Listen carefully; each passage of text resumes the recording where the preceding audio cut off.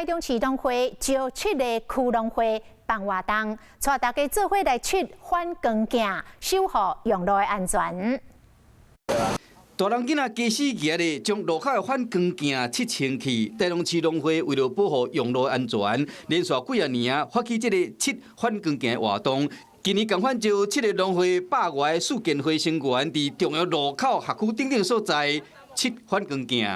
用路人其实非常需要这个反光镜擦亮的动作来推广这个有意义的活动啊。因为道路的反光碰面镜是民众驶车的过程中，若拄到转弯，还是通过无号志路口时，看对方有车无车的重要设施。所以讲，切镜的过程虽然辛苦，不过参加人拢真欢喜。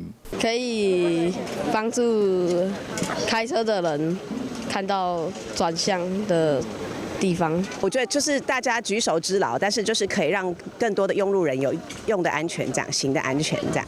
市农会嘛表示讲，希望透过树建会伙伴力量，除了为用路安全尽一份心力以外，嘛希望我会当宣导交通安全的重要性。Hello， 我是林仙怡，想要抢先掌握最及时的新闻资讯吗？赶快订阅、按赞、开启小铃铛，锁定华视新闻 YouTube 频道。